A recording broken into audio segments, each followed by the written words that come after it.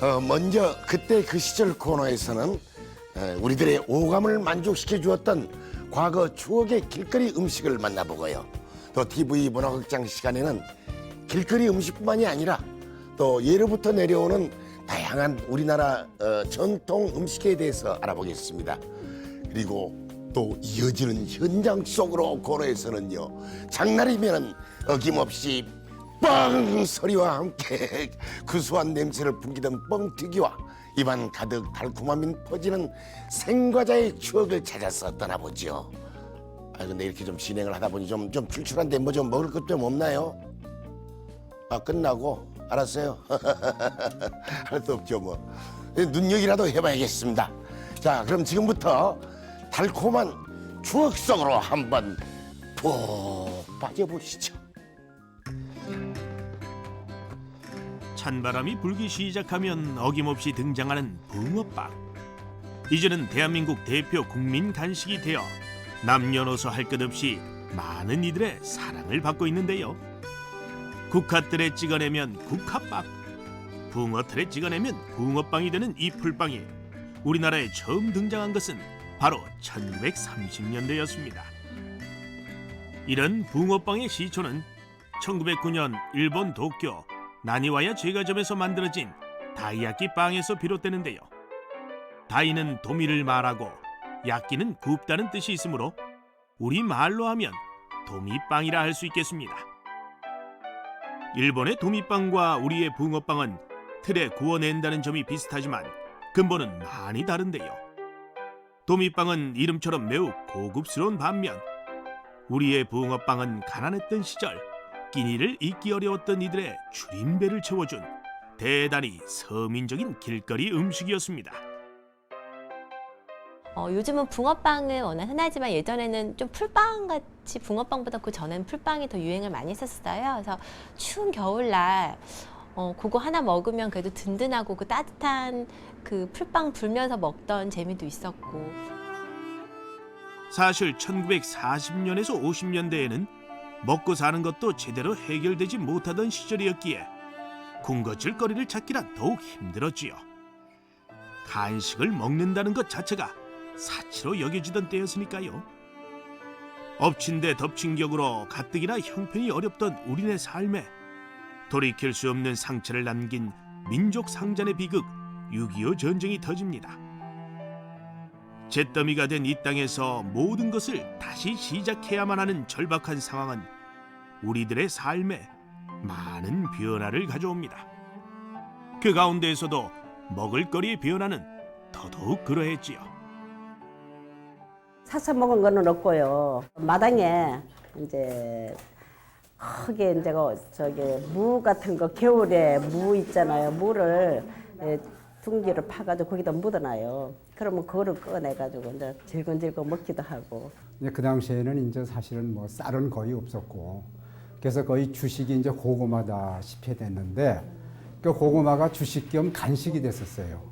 그래가지고 고구마를 이제 저녁에도 먹고, 또 이제 긴 겨울 이제 구진할 때 밤중에도 이제 고구마를 먹고. 부모들 몰래 쌀도 이렇게 퍼가지고 와서 그 아줌마들하고 사탕 같은 거 바꿔가지고 먹고 그랬는데 그때는 그 사탕도 왜 이렇게 맛있던지 그런 거 먹는 것이 너무 즐겁고.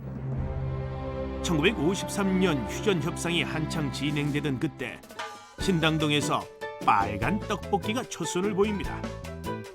빨간 떡볶이의 대명사가 된 신당동 할머니는 그 시절 중국 음식점에서 짜장면에 빠진 떡을 집어먹다가 그 맛이 하도 좋아 고추장 떡볶이 아이디어를 내어 노점상을 시작하는데요.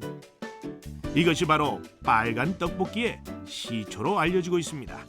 지금은 떡볶이집에 가면 튀김이랑 떡볶이, 순대 뭐 이래서 김밥 아주 여러 가지로 섞어서 다양하게 그 떡볶이 안에 재료가 들어가더라고요. 그래서 예전에는 떡만 있었죠. 떡하고 매운맛만 났던, 그 당시는 그 어묵도 들어있지 않았었어요. 그래서 그렇게만 먹었을 때는 탄수화물이 주된 영양 성분이었겠죠. 하지만 문헌상의 떡볶이가 처음 등장한 것은 조선시대 말기인 1800년대. 지금같이 고추장이 아닌 간장으로 간을 하고 쇠고기, 생나물 등을 넣어 영양이 풍부했던 궁중 떡볶이는 임금님 수라상에 올랐던 완벽한 음식이었습니다. 한편 1950, 60년대엔 보릿고개가 아직 남아있을 정도로 쌀이 부족했기에 혼분식 장려운동이 대대적으로 이뤄졌었는데요. 그 시절 정부에서는 가정주부를 대상으로 밀가루 음식 영양 강습회를 자주 열곤 했습니다. 보건사회부 산하 생활개선지도위원회에서는 지난 8월 25일부터 열흘 동안에 걸쳐 서울 시내 의사회관에서 영양식 강습회를 개최했습니다. 이 강습회에서는 영양과 가정경제를 본의로 한 식생활의 기초지식과 요리법을 습득해 하고, 특히 주식에 있어서는 쌀과 보리 등의 알곡식보다도 영양이 높고 경제적인 가루 음식을 보급시키기 위해서 빵 만드는 법을 가르쳐 주었습니다.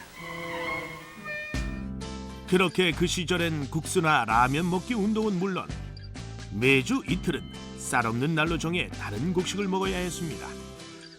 이후 나날이 많이 열리는 통일벼가 개발된 1970년대까지 혼분식 정책은 쭉 이어져 오지요. 식사 대용이라고 하면은 그 당시에는 밀가루 음식이 상당히 많이 있었습니다.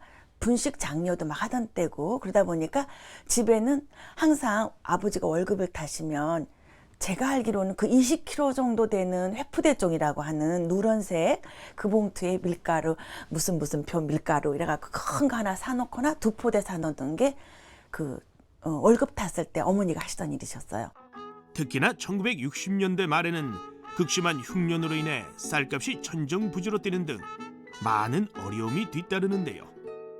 불안한 쌀값을 조절하기 위해 정부에서는 수입미까지 들여옵니다. 또한 쌀의 부족도 없애고 건강도 좋아지는 일석이조의 효과를 강조하며 밀가루를 사용한 국수로 식생활을 개선하자는 운동도 대대적으로 펼쳐지지요. 지난해 호남 곡창의 극심한 한해로 부족한 쌀에다 불안정한 쌀값을 조절하기 위해 정부에서는 부득이 외국 쌀을 들여와야만 했습니다. 그러나 우리는 우리 식생활만 개선하면은 쌀의 부족도 없애고 우리 건강도 좋아지는 일석이조의 효과가 있다는 사실을 강조합니다. 짐승에 먹이는 버릇들이기 나름인데 강아지야 주는 대로 먹겠지만은 이 집 주인의 생각 좀 고쳐야겠습니다. 비용이 적게 드는 국수를 마련해서 하루 한 끼의 분식을 권했다고 이맛살을 찌푸릴 남편은 한 분도 안 계실 줄 믿습니다마는 쌀에서 부족되는 영양소나 두뇌 활동을 촉진하는 비타민 보급을 위해서도 가루 음식을 굳이 마다할 이유가 없는 것입니다. 이후 가락국수, 튀김국수, 유부국수들이 속속 선보이고 하루 한 끼 분식이라는 구호 아래 길거리 음식의 폭은 더욱 넓어지게 되죠. 어떠셨습니까? 잘 보셨습니까? 한 나라의 길거리 음식이야말로 그 나라를 대표하는 그 문화의 아이콘임이 분명합니다. 그렇게 추억의 대명사가 된 온갖 길거리 음식은 오랫동안 우리 곁을 지켜왔죠. 저는 개인적으로요, 이 붕어빵을 가장 좋아합니다. 그때 붕어빵은요, 이 찍기가 있었어요. 그래서 한번 다 찍으면은 아주 그냥 이 최고 정말 재수가 좋으면은 5개까지 나오고요. 또 1개밖에 안 나올 수도 있고. 근데 빵은 없었어요. 어떻습니까? 제가 좀 붕어빵 좀 닮았습니까? 아, 그때 그 갖고 오낸 뜨끈뜨끈한 그 빵에 달콤한 팥이 들어있는 그 붕어빵은 정말 학창 시절부터 가장 즐겨 먹던 길거리 음식이었습니다. 1980년대에는 그 김밥 한 줄에 한 200원 정도 했었거든요. 근데 그 당시 붕어빵도 한 봉지 한 200원 정도 했었는데 한 4개 이상 들었었거든요. 근데 그 한 봉지만 사서 먹어도 이게 한 끼는 딱 때우는 거였는데 옆에서 이게 들켰다 하면 다 뺏기고 한 개나 먹으면 다행이었죠. 아, 그때 그 추억이 생각나서 지난 겨울에 붕어빵을 한번 사봤어요. 그런데 우와, 이게 한 개에 550 받아요. 1,000원 주니까 2개밖에 안 주더라고요. 그 지난 세월과 함께 길거리 음식들마저 가격이 훌쩍 뛰고 말았는데요. 아, 그렇지만 그때 그 시절 달콤하고 행복했던 추억만큼은 정말 잊을 수 없습니다. 이번에는 1960, 70년대 가장 인기가 많았던 길거리 음식에는 어떤 것들이 있었을까? 한번 알아보실까요? 1960년대에는 10원으로 살 수 있는 것들이 참으로 많았습니다. 공책 한 권, 라면 한 개가 10원이었으며 이 돈으로 버스도 탈 수 있었지요. 그렇게 10원은 요즘처럼 천덕꾸러기 신세가 아닌 배부르게 군것질을 할 수 있었던 대접받는 돈이었는데요. 10원을 들고 대문을 나서 골목 어귀를 돌면 맨 먼저 달고나 아줌마가 우리를 기다리곤 했지요. 저는 그게 어떤 추억이나 에피소드와 같이 연결이 돼서 좋은 기억으로 많이 자리 잡고 있는데요. 그 대표적인 것이 이렇게 룰러 같은 걸 돌려서 뽑아서 먹었던 잉어 사탕 혹시 기억하실지 모르겠어요. 그렇게 정말 달달한 사탕 맛이 또 독특하게 있었는데 뭔가 아니면 뭐 뽑기는 다 누구나 기억이 있을 테고 저도 그 학교 앞에서 애들이랑 이렇게 3, 4모 모여서 이렇게 사 먹던 불량식품에 대한 그런 기억들이 있어요. 끼니를 때우기도 어렵던 시절에 군것질을 한다는 것 자체가 사치로 느껴질 수는 있었겠지만 사실 어린아이들에게 군것질은 참을 수 없는 본능 같은 것이었습니다. 끼니를 걸을 수는 있어도 군것질거리를 포기하기란 너무나 힘든 일이었으니까요. 흔한 요즘 아이들 같이 뭐 아이스크림이라든지 그다음에 그 영양가 많은 비스켓 종류들, 햄버거나 피자라든지 문만 나가면 많은 그런 거를 구경도 못했거든요. 그러니까 구멍가게에 나오는 것들이 전부 다 최상의 간식이었어요. 색다르고 얼마나 예뻤는데요. 그 복숭아 맛은 저는 지금 그거 불량식품이었어요 하고 얘기를 하지만 그 당시 그 맛 진짜 맛있었어요. 예, 그래서 그것이 저만의 맛은 아니었을 거거든요. 그 가운데 가장 견디기 어려운 유혹은 바로 아이스케이크였습니다. 지금이야 집집마다 냉장고에 선풍기, 에어컨까지 갖춰져 있지만 그 시절에야 어디 언감생심 꿈이나 꿀 수 있었던가요? 당연히 삼복 염천 무더위를 넘기기란 여간 고역이 아니었지요. 더위를 피한다는 게 고작 바람이 통하는 삼배 바지를 입고 나무 그늘에 누워 부채를 붙이거나 도랑에서 미역을 감는 정도였습니다. 당연히 아이고 더워라, 더워서 못 살겠네 소리를 입에 달고 살던 바로 그 시절인 1970년대 초 혜성처럼 아이스케이크가 등장했는데요. 그 당시 중소도시마다 한두 개씩 있던 아이스케이크 공장에서 소량 생산한 것을 아이스케이크 장수가 읍내와 시골 마을을 돌아다니며 팔았죠. 아이스케이크는 맹물에다 팥을 삶아 찌어 만든 팥물에 달콤한 맛이 나도록 사카린을 섞어 틀에 넣고 손잡이용 막대를 꽂아 얼려서 만들었는데요. 그 맛이 일품이었습니다. 지금은 뭐 아이스케이크지만 그때는 아이스케이크 뭐 이래서 팔았던, 그래서 길거리에서 그거 사 먹었는데 녹기 전에 좀 더 많이 먹으려고 안 녹게 먹으려고 노력했던 그런 기억도 나고요. 멀리서 아이스케이크 하는 소리가 들릴라 치면 온 동네 아이들이 뛰어나와 아이스케이크 장수 옆을 둘러쌌는데요. 돈이 없었던 콜릭의 손님들에게는 빈병, 헌고무신, 구멍난 양은석과 바꿔주기도 했습니다. 그 시절 학교 앞 문구점은 아이들의 백화점과 같았지요. 창고서에서부터 미술시간 준비물, 각종 간식거리가 즐비해 있었는데요. 꽈배기에 건빵, 뻥튀기, 고구마 튀김 같은 군것질거리는 물론 막대과자, 쫀득이, 물총주스 같은 불량식품도 한가득이었습니다. 불량식품에서는 건강에 유해한 화학약품에 대장균까지 검출되어 아이들의 건강을 위협했는데요. 하지만 불량식품은 쉽게 근절되지 않아 정부에서 불량식품 근절을 위한 캠페인을 펼치곤 했었습니다.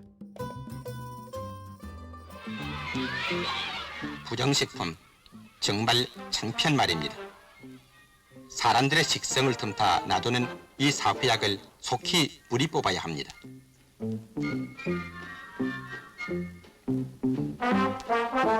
더욱이 여러분들의 귀한 자녀들이 이 부정식품을 먹고 어떻게 된다는 것을 아시겠지요.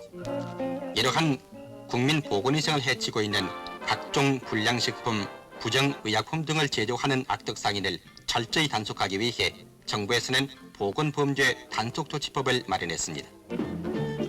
여기서 우리는 부정식품이나 부정약품을 만들어서 돈을 벌겠다는 사람들에게 묻겠습니다. 당신네들이 만든 제품을 당신네 자녀들에게는 먹지 말라고 할 것인지 사 먹어도 좋다고 할 것인지, 아니면은 남의 부정식품이나 부정의약품을 당신네들 스스로가 미처 모르고 먹고 썼을 때 뭐라고 말을 할 것인지 알고 싶습니다. 찬바람이 싸늘하게 불기 시작하는 긴긴 겨울밤. 빼놓을 수 없는 간식 하나, 바로 호빵인데요. 호호 불어서 먹는 빵이라고 해서 호빵이란 이름이 붙었지요. 이후 호빵은 1970년대부터 대량 생산되기 시작해 겨울철 기호식품으로 자리 잡게 됩니다. 호빵을 이제 겨울이 되면 그 김이설이잖아요. 그래서 구멍가게 이렇게 문을 열면 그 호빵 안에 있는 그 김설인 걸 보고서 야채인지 팥인지 구분이 안 됐었어요, 예전에는요. 그래서 약간 요즘 말로 복불복이라고 하죠. 그래서 어떤 사람은 야채가 걸리고 어떤 사람은 팥이 걸리고 그런 재미들도 언니들이랑 사 먹으면서 있었던 것 같아요. 그렇게 작은 돈으로도 우리의 오감을 충분히 만족시켜 주었던 추억의 대명사 길거리 음식들은 1980, 90년대를 넘어가며 훨씬 다양해졌는데요.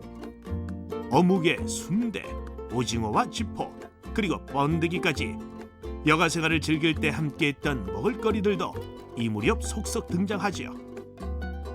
그렇게 세월과 함께 만들어졌다 사라지길 거듭한 길거리 음식들은 이제 퓨전이라는 새로운 모습으로 우리 곁에 다가옵니다. 아, 재밌었죠? 저도 잘 봤습니다. 아, 정말 저 호빵 하나 먹어봤으면 좋겠네. 보기만 해도 군침이 절로 도는데요. 지금이야 브랜드 달고 나온 수많은 빵들이 아주 줄비한데요. 1960, 70년대에는 제빵 회사에서 출시한 그 단팥빵, 그리고 크림빵, 호빵, 되게 뭐 그런 게 전부였어요. 입안에서 살살 녹는 그 크림빵, 거친 옥수수빵밖에 모르던 애들의 입맛을 한순간에 사로잡았죠. 아주 뭐 폭발적인 인기를 끌었습니다. 그러나 그 아무나 먹는 건 아니었습니다. 호빵도 그랬죠. 처음에 나올 때는 한 개 이게 20원 꼴이었거든요. 근데 20원이면은 그 당시 다른 빵값에 4배나 되는 가격이었어요. 근데 겨울이면은 없어서 못 팔 정도로 아주 인기가 좋았습니다.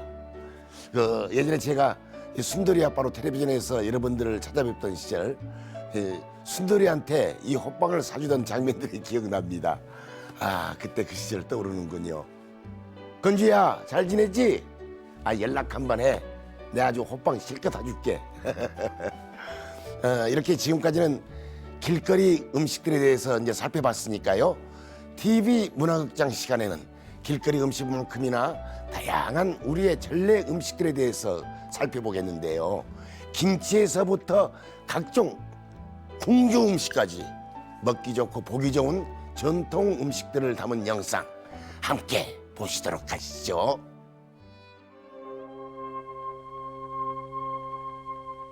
한국의 전래 음식은 대략 300가지를 꼽을 수 있다.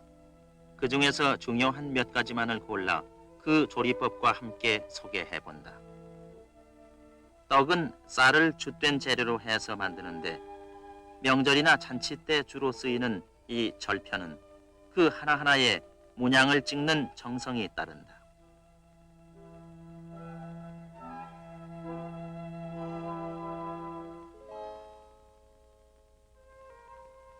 문양을 찍는 데 쓰이는 도구를 떡살이라고 하며 그 문양은 빗살문, 완자문, 화문 등 다양하다. 찹쌀전에 진달래꽃, 국화잎 등으로 꽃무늬를 놓아 만드는 이 화전 역시 특색 있는 한과 중의 하나이다. 고추전을 비롯한 각종 전야 음식들,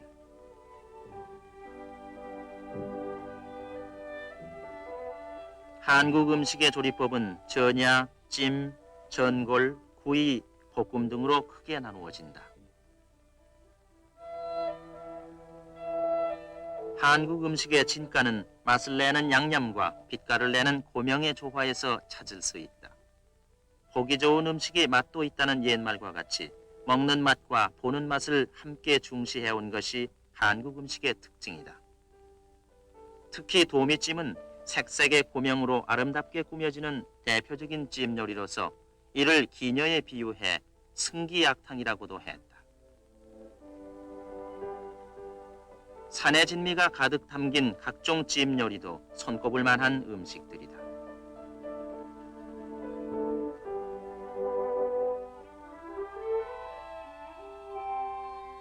구이 요리로 대표적인 것은 쇠고기를 재료로 한 불고기, 갈비구이 또는 제육구이 등이 있으며 더덕과 같은 산채구이도 꼽을 만한 것 중에 하나이다. 이러한 구이는 숯불에 구워야만 제맛이 난다.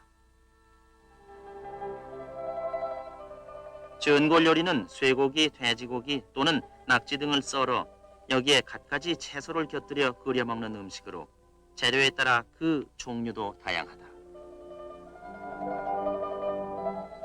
신선로에는 쇠고기, 생선전, 해삼 등 여러 가지 재료가 쓰여지며 포도와 은행 등으로 고명을 얻는다.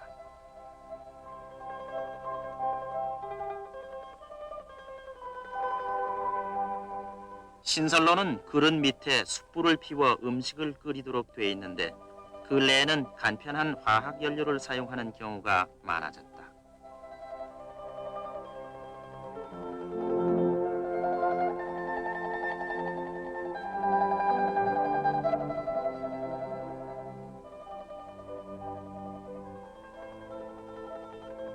인삼과 도라지를 꿀물에 졸여서 만든 전과,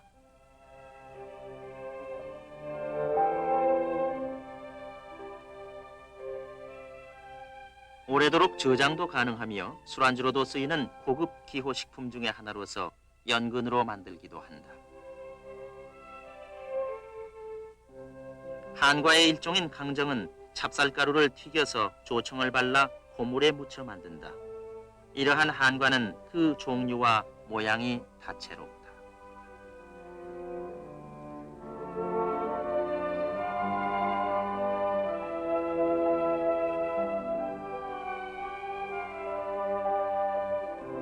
잔치상이나 제상과 같은 큰 상차리면 문어포를 오려 장식용으로 이용한다.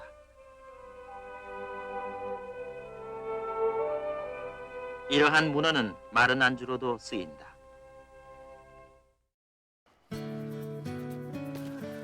아, 정말 잘 봤습니다. 산채구이에 불고기, 갈비구이, 신선로까지 거기다가 살짝 좀 곁들이면 정말 맛있겠죠. 음식들을 보고 있자니까 좀 출출해지는데요.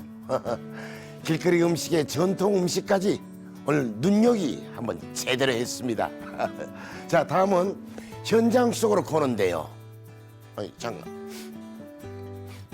아니, 이게 어디서 구수한 냄새가 제 코를 간질간질하게 만드는데요.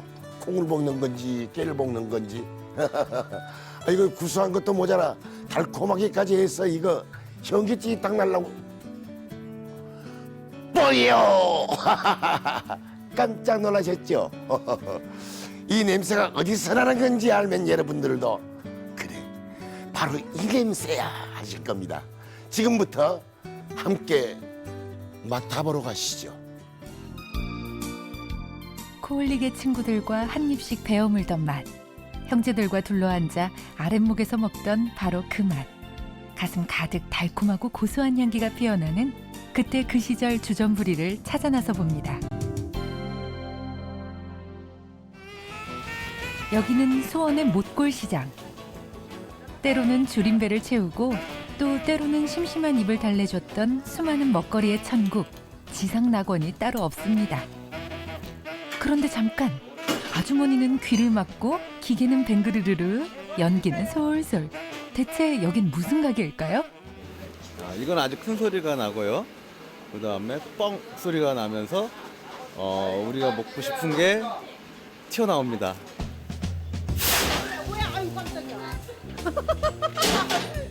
네, 그렇습니다. 바로 추억의 뻥튀기입니다. 안녕하세요. 사장님 내외부는 벌써 36년째 뻥튀기 장사를 하고 있는데요. 사람들이 좀 빠져나갔네요. 예. 손님들 우르르 많이 몰려왔다 또 갔다 그래요. 맨날 또. 옛날에는 또 한마디로 진짜로 뭐 뻥튀기에 대해서 제대로 모르고서 막 그냥 튀겼지요. 그러니까 제대로 저기 못 튀기는 것도 있고 잘 나오는 것도 있고 막 그전에는 그랬죠. 이제는 지금은 이제 뻥튀기에 대해서 물건만 봐도 요거 이제 어떻게 튀겨야 한다 하는 걸 또 오잖아요. 감이 딱 오잖아요. 쳐다만 봐도. 지금까지 몇 번 정도 하셨을까요? 그건 셀 수가 없지요.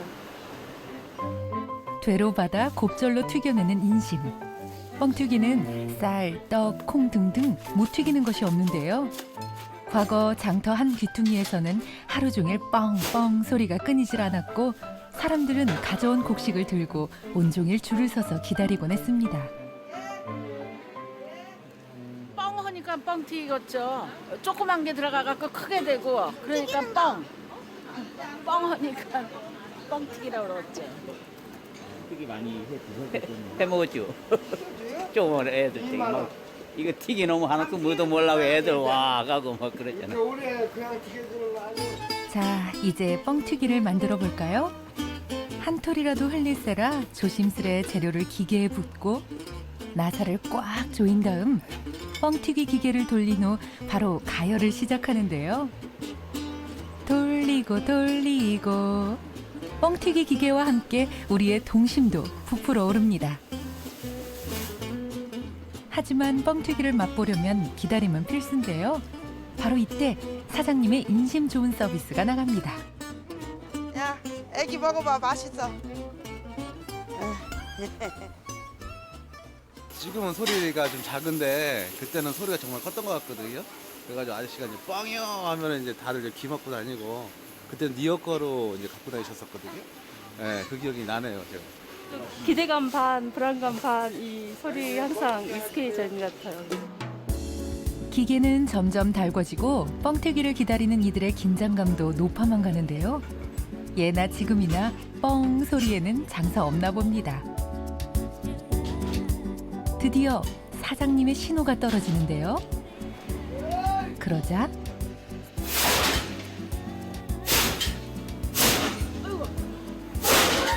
너 놀랐지? 아까 바로 깨서 빵빵 터져. 맛있어? 네. 얼마큼 맛있어? 이만큼. 맛있는 뻥튀기로 변신할 재료들. 그 옛날 뻥튀기는 우리의 마음까지 넉넉하게 했던 요술기계였습니다.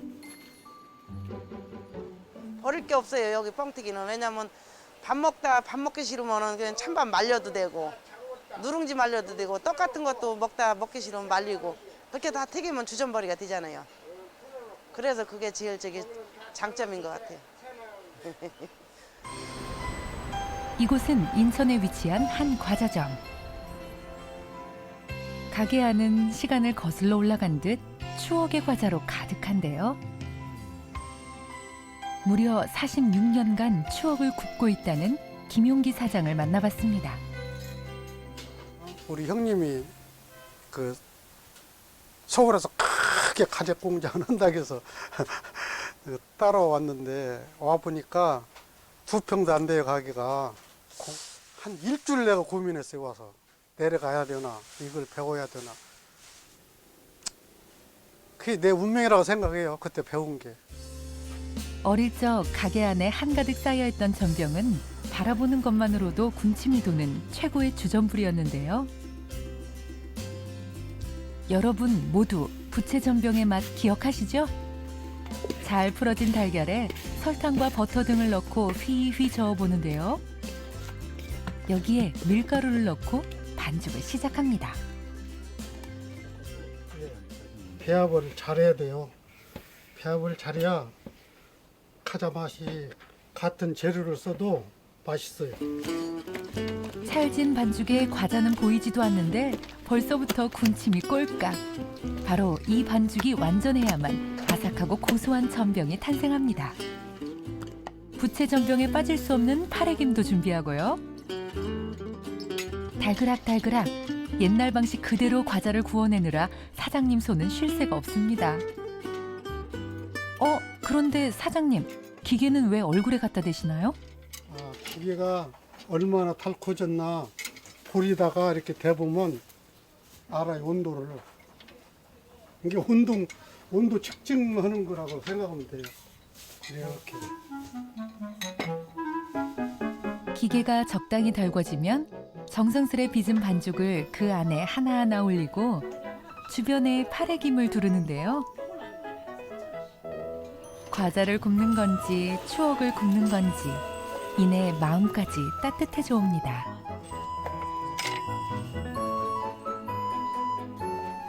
어느새 냄새를 맡고 찾아온 손님들로 가게 안이 북적이는데요.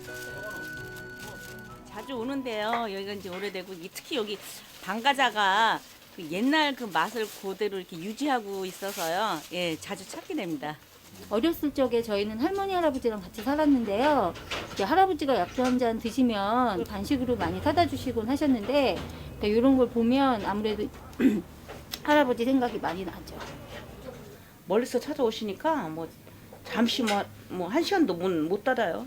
그냥 아침 일찍 열고 늦게까지 우리는 또 열어놓고 명절에도 뭐 제사만 지내고 와서 문 열어야 되고 아침 일찍. 우리 아저씨가 워낙에 뭐 손기술이 좋은 양반이라 누가 아무도 못 따라가요. 맛이 좀 봐야 돼. 진짜 맛있어. 간 만들어진 전병은 입에서 사르르르 녹아내리는데요. 부드럽고 고소하기까지 한 이 맛에 어떻게 반하지 않을 수가 있을까요? 맛이 어떠세요? 기가 막히게 나왔어. 맛이 기가 막혀요. 이제 전병을 크기에 맞게 자르고 손님들에게 선보일 준비를 하는데요. 한 번 입에 대면 누구의 손이 슬그머니 왔다 갔는지 대여섯 개가 사라지는 것은 금방. 잊지 못할 옛 추억도 함께 놓여집니다. 46년 동안 과자를 정성 들이게 맛있게 구웠는데 앞으로는 더욱더 노력해서 더 맛있게 구워서 손님들한테 보답하겠습니다. 감사합니다. 감사합니다.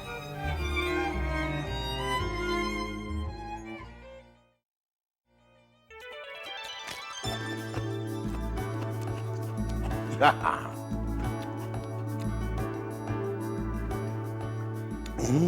입안에 살살 녹네. 아유 죄송합니다. 제가 그만 이 과자 맛에 빠져서 정신이 없었네요. 그 옛날에 어머니 손잡고 시장에 가던 거 생각납니다. 그냥 과자 사달라고 떼부리면서 그냥 막 바닥에 누워버리고 어머니 치마 땡기고 결국 안 사주시고는 못 빼기죠. 그 시절에는 이런 군것질하는 게 정말 큰 소원이었는데요. 지금은 세월이 정말 많이 변했습니다. 그 힘들었던 시절 작은 간식 하나에 마음이 이미 부자가 된 듯 그냥 행복했어요. 그리고 팍팍했던 삶의 고단함 역시 잠시나마 잊을 수가 있었는데요. 그때 그 시절의 따뜻했던 기억과 함께 여러분들도 좋은 시간 되셨길 바랍니다. 저희가 준비한 내용은 뭐 이것뿐이네요.